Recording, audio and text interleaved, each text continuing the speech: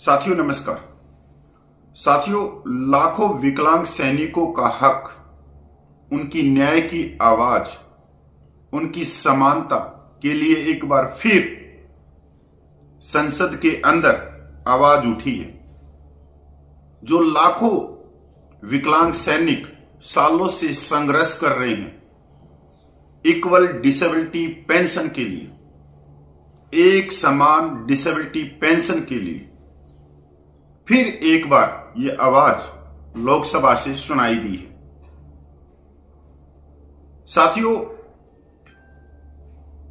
सालों से लाखों विकलांग सैनिक संघर्ष कर रहे हैं इक्वल डिसेबिलिटी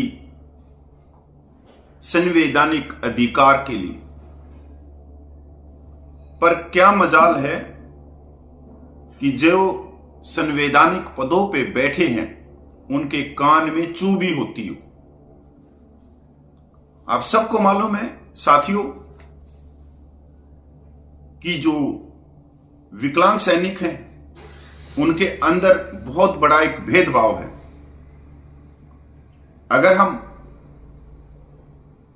विकलांग ऑफिसर की बात करें और नॉर्मल पेंशन की बात करें तो एक ऑफिसर को जो normal rate of 100% disability pension है वो प्रति महीना 75,870 रुपया प्लस इसके ऊपर डीए।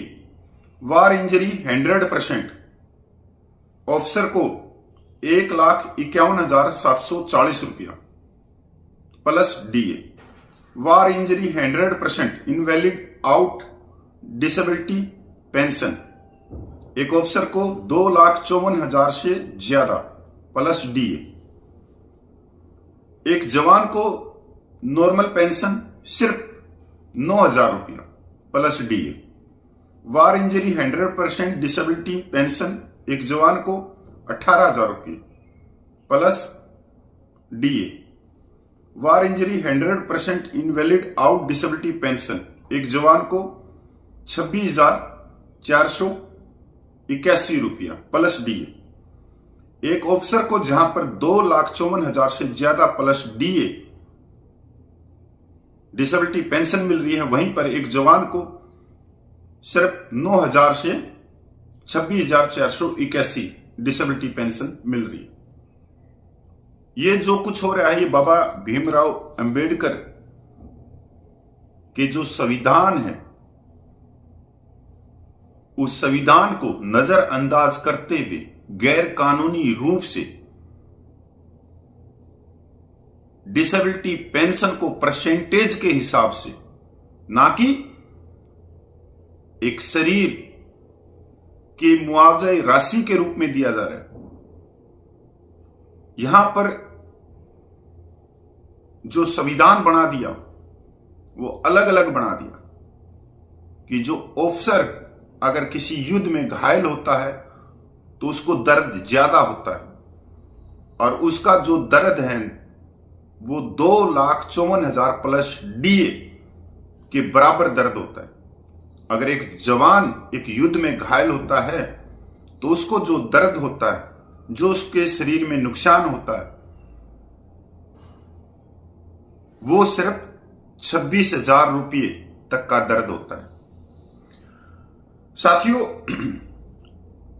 जो लोकसभा में प्रश्न उठा है वो सांसद दीपेंद्र हुड्डा हरियाणा ने उठाया है 28 मार्च 2025 को, जिसका जवाब राज्य मंत्री संजय सेठ जी ने दिया है।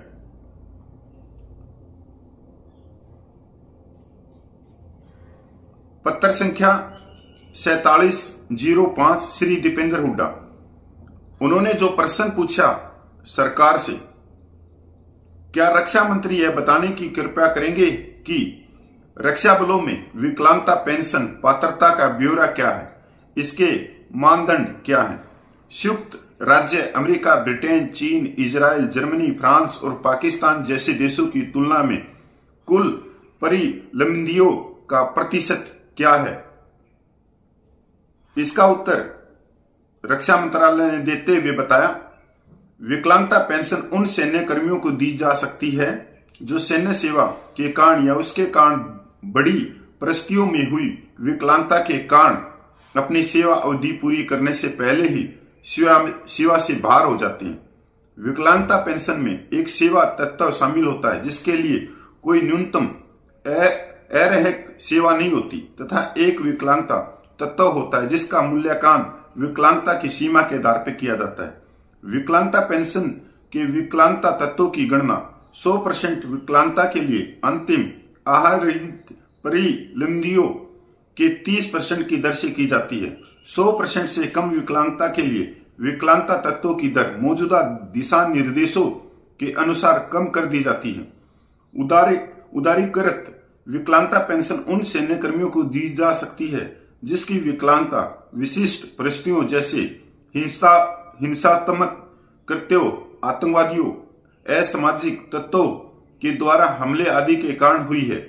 उदारीकृत विकलांगता पेंशन किसी भी मामले में व्यक्ति की अरहक सेवा पर ध्यान दिए बिना अंतिम आहारी परिलंबियों के 80% से कम नहीं होगी।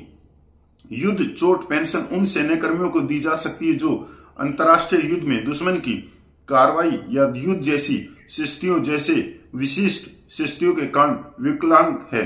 जीवन भर के लिए देय सेवा तत्व सेवानिवृत्त पेंशन के बराबर होगा, अर्थात अंतिम प्राप्त परिलंबियों का 50%, 100% विकलांगता के लिए युद्ध चोट तत्व की दर अंतिम प्राप्त परिलंबियों का 100% होगी। विकलांगता के कम प्रतिशत के लिए यह राशि मौजूदा दिशा निर्देशों के अनुसार कम की जाएगी। यहां पर देखने इस जो प्रश्न उठा लोकसभा में, संसद में, जो पूछने वाला था उसने भी एक अलग तरह से पूछा इस प्रश्न को। एक सीधे शब्दों में नहीं पूछा कि एक जवान और एक ऑफिसर की विकलांगता पेंशन में इतना भेदभाव क्यों है, और जो दूसरे देशों में विकलांगता पेंशन है क्या वहां क्या सैनिक और ऑफिसर की बराबर है। प्रश्न तो होना था ये। अब ये घुमा फिरा के किस तरह से पूछा, किसने लिख के दिया सांसद दीपेंद्र हुड्डा को, ये तो वही बता सकते हैं कि इसके सलाहकार कौन थे।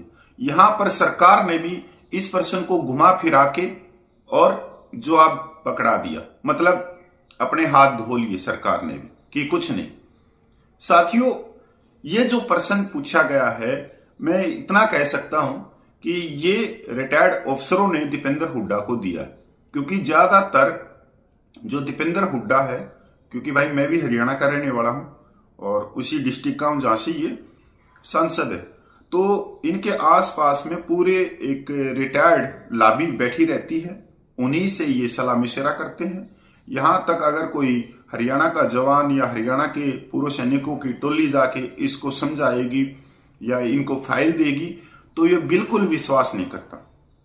मैंने खुद इनको बहुत बार फाइलें दी हैं, चाहे वो मिलिट्री सर्विस पे की हो, चाहे डिसेबिलिटी पेंशन की हो, चाहे प्रीमेच्योर रिटायरमेंट की हो, बहुत बार दी, पर ये सामने से हाँ भरते हैं कि हाँ हम उठाएंगे, और उसके बाद में जो जंतर मंतर का मेजर जनरल है और उसके जो साथीगण हैं उनको ये बुला लेता है। और इसके अलावा जितने भी जो कांग्रेस के अंदर आप देखते होंगे, कांग्रेस सैनिक प्रकोष्ठ में जो रिटायर्ड हैं टीएस कर्नल, जिनको मैं इतना कह सकता हूं ज्यादा उनको ज्ञान भी नहीं है, उनको अपनी पेंशन का भी ज्ञान नहीं, तो दूसरे की पेंशन का ज्ञान कहां से होगा।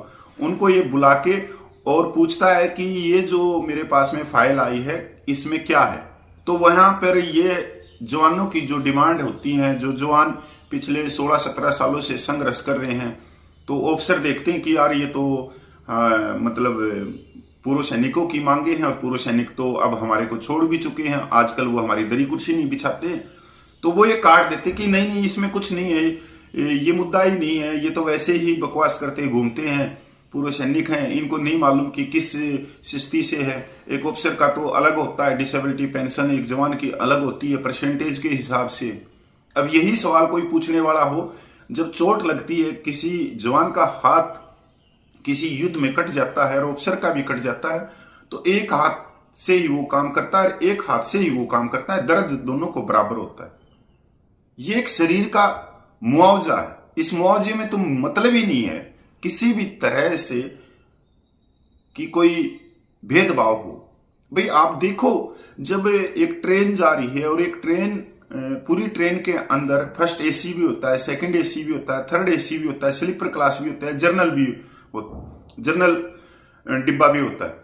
अगर कोई एक्सीडेंट हो जाता है रेल का और उसके अंदर फर्स्ट क्लास का भी कोई व्यक्ति मृत्यु को प्राप्त हो जाता है, सेकंड क्लास का भी, थर्ड क्लास के अंदर जो बैठा है वो भी, और जनरल बोगी के अंदर भी, जब सरकार जो मुआवजा देती है कि 2-2 लाख रुपया जिनकी मृत्यु हुई है, तो वो इस तरह से थोड़ी देती है मुआवजा कि जो फर्स्ट क्लास के अंदर सफर कर रहा था उसको 5 लाख रुपया और जो जनरल में कर रहा था उसको 2 लाख रुपया। नहीं, वो सभी को एक जान का मुआवजा देती कि उनकी जान चलेगी, उनको एक आर्थिक सहायता हम उनको उपलब्ध करवाएं, उनकी आर्थिक सहायता करें, तो बराबर होता है। और जो सिविल के अंदर जो सरकार काम करती है विकलांगों के लिए, उनको साइकिल देती है, मोटरसाइकिल देती है, या दूसरी चीज है जो नौकरियों में आरक्षण देती है, क्या उसमें यह देखा जाता है कि ये वीआईपी आदमी है, ये अमीर है, ये गरीब है? अरे कोई भी खड़ा हो जाए, सबको साइकिल देगी, सबको स्कूटर देगी, पूरे वेलफेयर एक समान होंगे। तो यहां पर क्या है?